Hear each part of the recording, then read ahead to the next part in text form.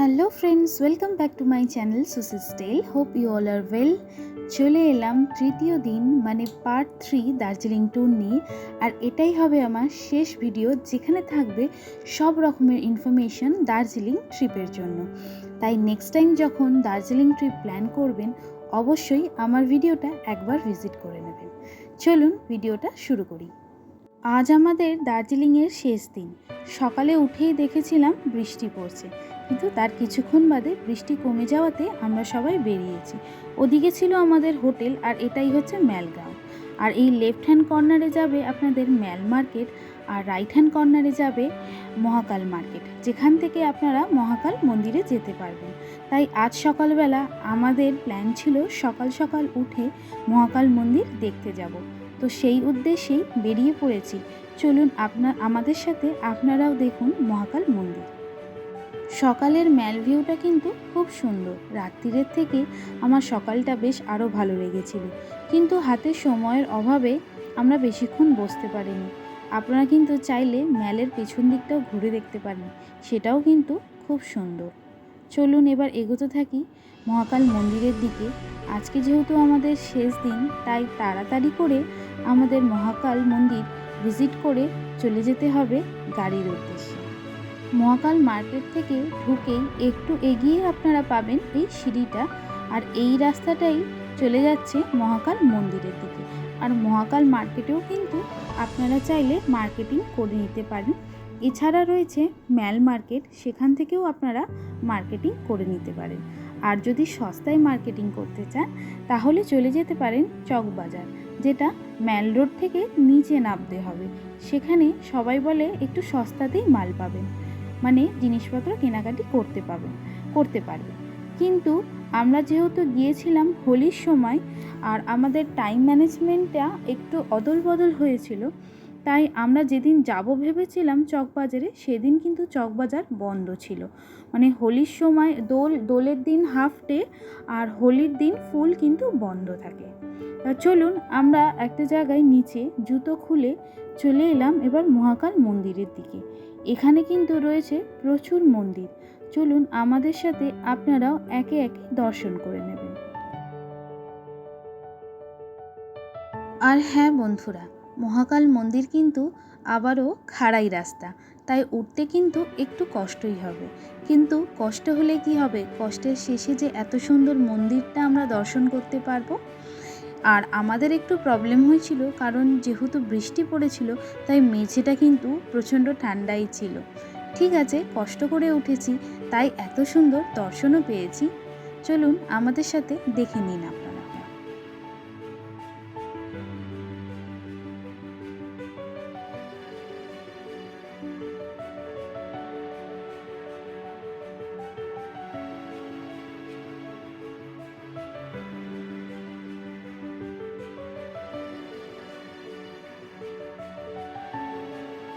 মহাকাল মন্দিরে ঢুকেই দেখলাম পুজো শুরু হয়ে গিয়েছে, তাই আমরা কিছুক্ষণ দাঁড়িয়ে এখানে পুজো দেখছিলাম।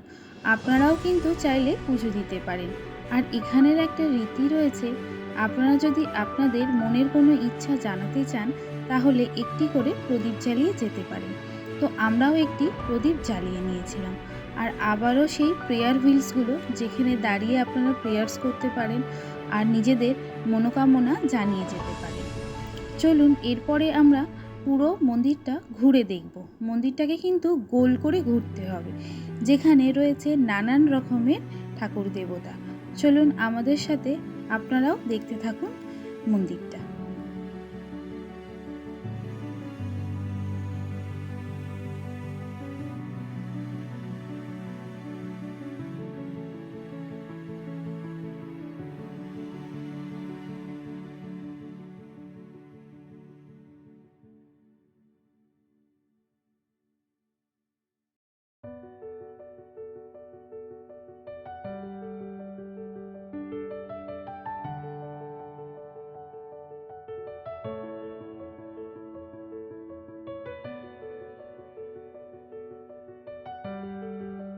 মহাকাল মন্দির থেকে ফেরার পথে এক দর্শনার্থীর মুখে শুনলাম নিচে রয়েছে একটি খুব সুন্দর বৈষ্ণব দেবীর মন্দির।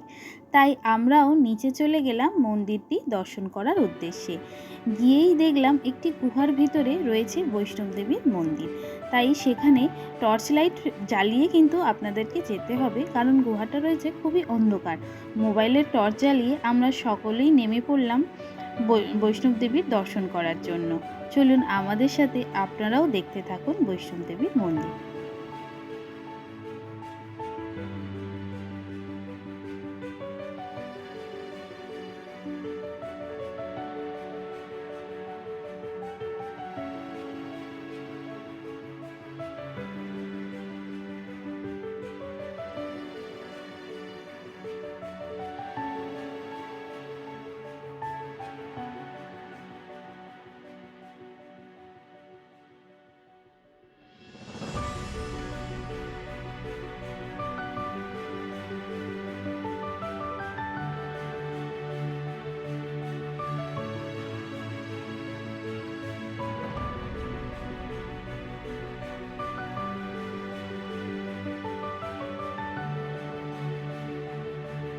মন্দির দর্শন করে আমরা চলে গিয়েছিলাম হোটেলে চেক আউটের জন্য।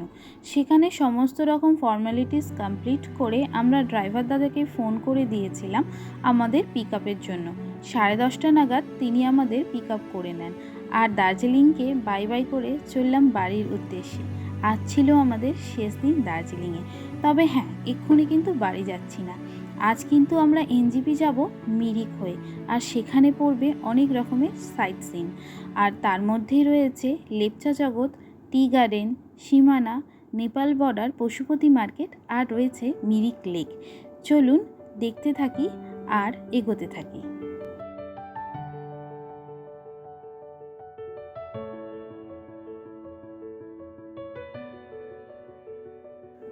শহরের ব্যস্ততা এবং গরম থেকে বাঁচতে দার্জিলিংয়ে 2-3 দিনের ছুটি কিন্তু আমাদের বেশ কাটলো। আজ রাত পেরোলেই কাল ভোরে রয়েছে আমাদের ট্রেন। আমরা চেষ্টা করেছিলাম আজ রাত্রির এই রিজার্ভেশনটা পাওয়ার, কিন্তু যেহেতু এটা পিক সিজন, ট্রেনের সিট অ্যাভেলেবেল ছিল না, তাই আমরা পরের দিনের ট্রেনটাই অ্যাভেল করি। তবে একদিকে কিন্তু ভালোই হয়েছিল, আমাদের কিছু অজানা জিনিস যেটা আমরা জেনে গিয়েছিলাম। আপনারা দার্জিলিংয়ে এসে ঘুরে নিতে পারেন আর একটা কান্ট্রি, মানে আর একটা দেশ, যেটা বিশ্বাসই করা যায় না। সেখানে না লাগবে আপনার পাসপোর্ট, না লাগবে আপনার ভিসা, শুধু আধার কার্ডের মাধ্যমে আপনারা ঘুরে নিতে পারেন নেপাল। তো চলুন এই ভিডিওর মাধ্যমে আমি আপনাদেরকে জানাবো যে দার্জিলিংয়ে এসে একটু যদি হাতে সময় রাখেন, মানে যেটা আমাদের কাছে অভাব ছিল, আপনারা যদি একদিন এক্সট্রা রাখতে পারেন, তাহলে কিন্তু আপনারা নেপালের অনেকগুলো জায়গা ঘুরে নিতে পারেন। তো চলুন আমাদের সঙ্গে থাকুন এবং ভিডিওটা দেখতে থাকুন। এবার চলে এলাম লেপচা জগতে, আর লেপচা জগতে এসেই কিন্তু আমি অবাক হয়ে এই পাইন ট্রিসগুলোকে দেখছিলাম, যেটা দেখতে গেলে মোটামুটি আমাকে মাটিতে শুয়ে পড়তে হবে। আপনারা দেখতেই পাচ্ছেন, ক্যামেরাতেও ক্যাপচার করতে পারছে না এত বড় বড় পাইন ট্রিসগুলো। আর যেহেতু ফগি ওয়েদার ছিল, তাই মেঘগুলো পুরো গাছের ভিতর থেকে পাস করছিল, আর এই সিনারিওটা এত দুর্দান্ত লাগছিল। এই যে আপনারা দেখতে পাচ্ছেন, পরপর ট্যুরিস্ট গাড়িগুলো থেমে গিয়েছিল এই সিনারিও দেখবার জন্য। আর এখানে রয়েছে একটা ট্যুরিস্ট স্পট, যেখানে দাঁড়িয়ে আপনারা ফটো তুলতে পারবেন, ভিডিও করতে পারবেন, মোটামুটি অনেকটাই এই জঙ্গলের ভিতরে কিন্তু যেতে পারবেন।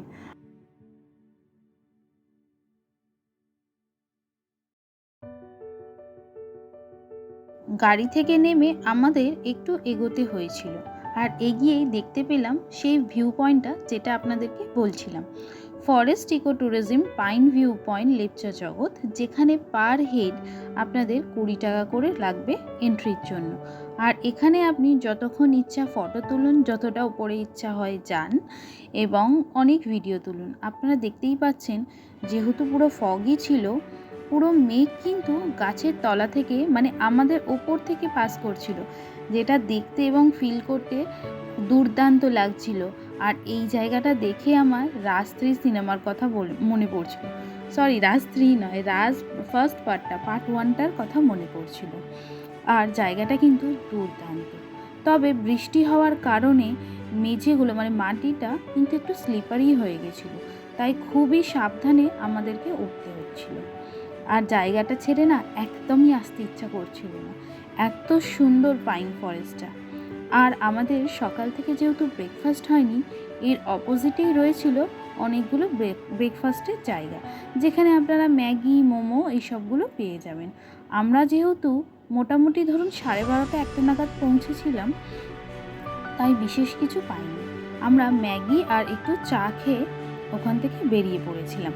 আর আপনারা কিন্তু চাইলে এখানে অনেক রকমের হোমস্টেও আছে, সেখানে আপনারা স্টে করতে পারেন। বন্ধুরা, এবার চলে এলাম ভিডিওর মেন অ্যাট্রাকশন পার্টে, তাই সকলকে জানাই welcome to Nepal.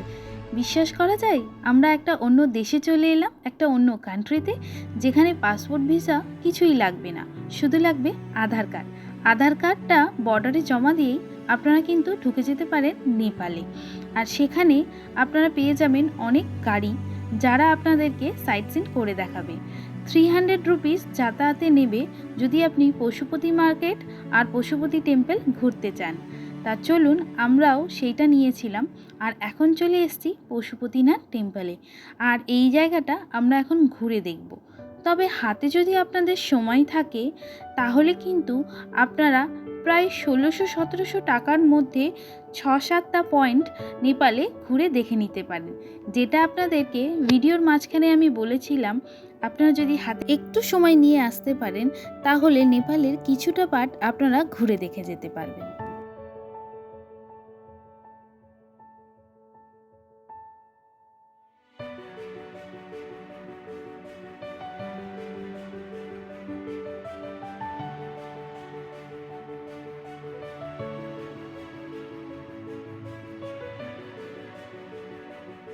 Pashupatinath temple ঘুরে আমরা বেরিয়ে পড়লাম পশুপতি মার্কেটে।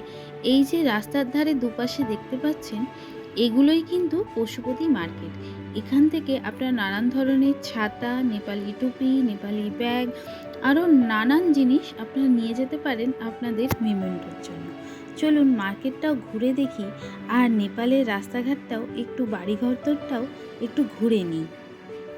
নেপাল বর্ডার ঢোকার আগে আপনারা পেয়ে যাবেন সীমানা ভিউ পয়েন্ট, যেখান থেকে নেপালের ভিউ দুর্দান্ত লাগে দেখতে, কিন্তু ফগি হওয়ার কারণে সেই ভিউটা আমরা দেখতে পাইনি।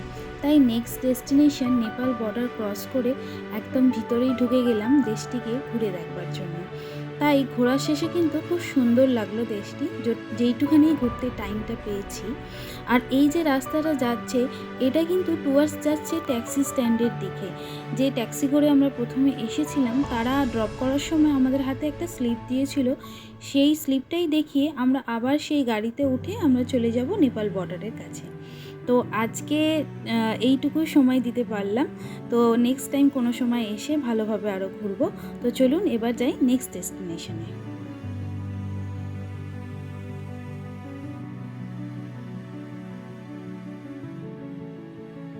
এবারের ডেস্টিনেশনটা আপনারা দেখেই বুঝতে পারছেন, আর আমাদের ঘোরার লিস্টে একটা টি গার্ডেন তো ছিলই, তাই এবার আমরা চলে এলাম গোপালধারা টি এস্টেট, যেটা আমাদের যাওয়ার পথে পড়েছিল। আর এটা কিন্তু খুবই ভাস্ট এরিয়া নিয়ে। চলুন দেখি কতটা আমরা ঘুরে দেখতে পারি। প্রায় বৃষ্টি আসবে আসবে করছে, তাই বেশিক্ষণ এক জায়গায় দাঁড়ানো যাবে না, তাই চলুন এবার একটু ঘুরে দেখি।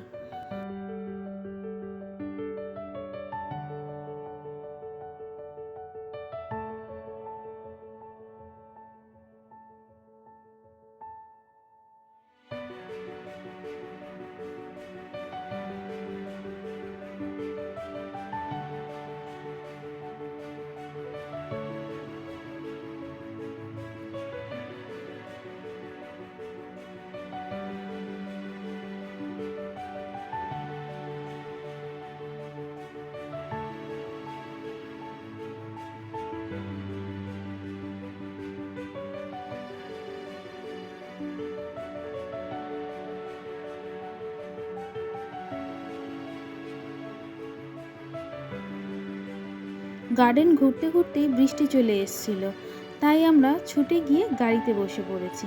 এরপরে নেক্সট ডেস্টিনেশন হলো মিরিক লেক। আর বলতে বলতেই আমরা চলে এলাম মিরিক লেকে। যতটা এক্সপেকটেশন নিয়ে এসছিলাম যে মিরিক লেকটা এতটাই সুন্দর দেখতে, যেটা আমরা ইন্টারনেট দুনিয়াতে দেখে থাকি, বাট এসে দেখলাম পুরোটাই ফগি।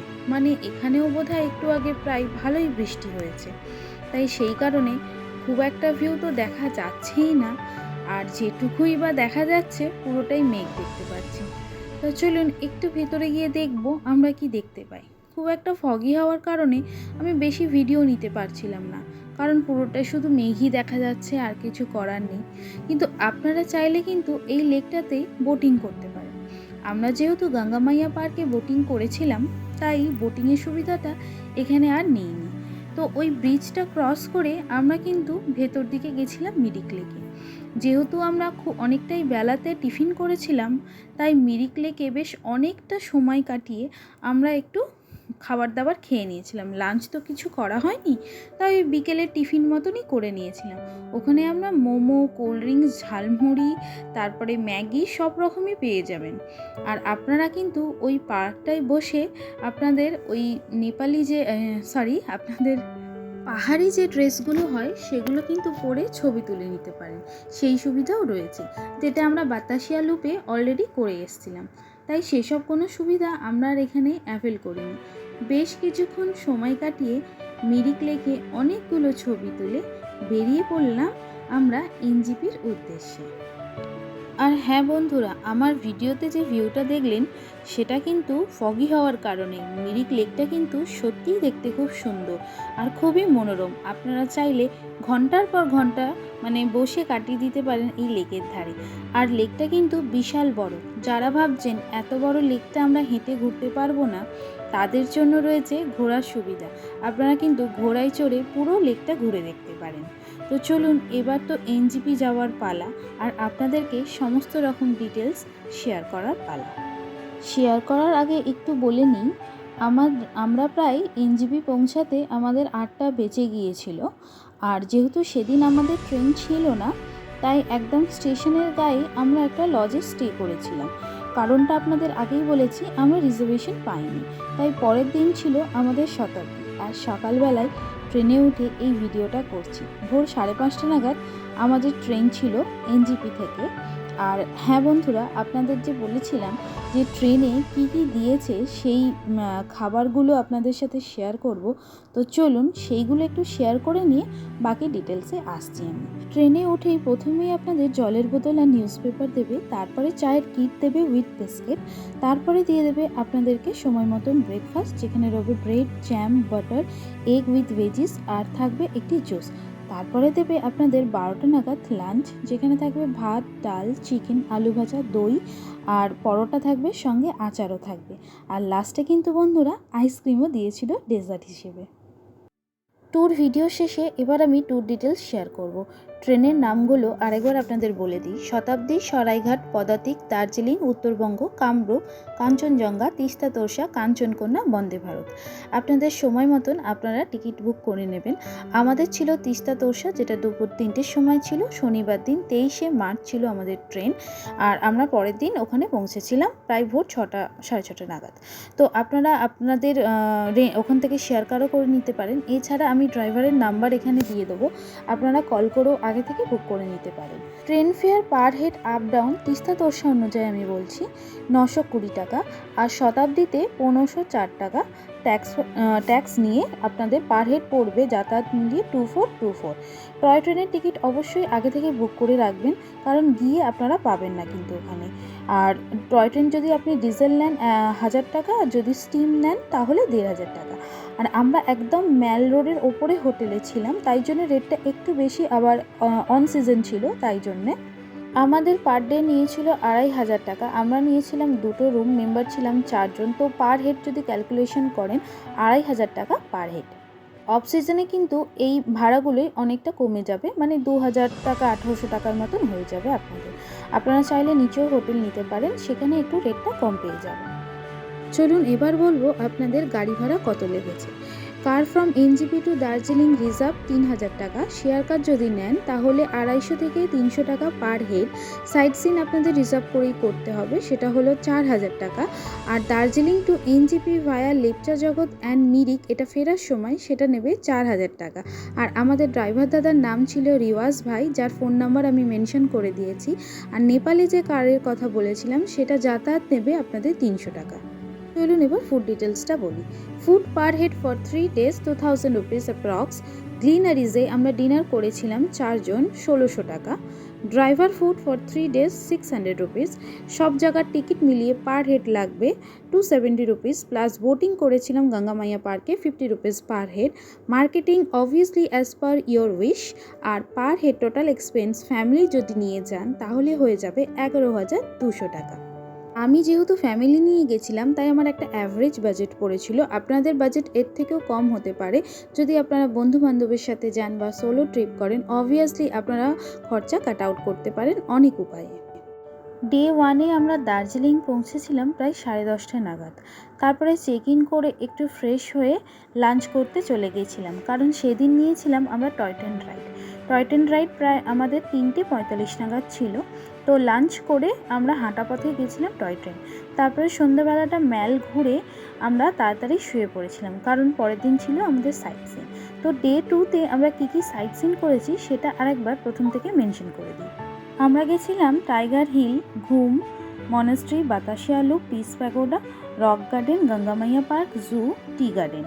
আর এখানে আপনারা অ্যাড করে নিতে পারেন রোপওয়ে। ডালি মনেস্ট্রি যেমন ছিল, কিন্তু ওটা সেদিন বন্ধ ছিল বলে আমরা করতে পারিনি। আপনারা কিন্তু দার্জিলিংয়ে গিয়ে অনেক রকমই সাইট সিন করার স্কোপ পাবেন। যেমন ওরা অপশানস দেয় 3 পয়েন্ট, 5 পয়েন্ট, 7 পয়েন্ট। আপনারা আপনাদের পয়েন্টস মতন চুজ করে নিতে পারেন। এছাড়াও করতে পারেন নেক্সট পয়েন্ট, যেটা আমি করেছিলাম।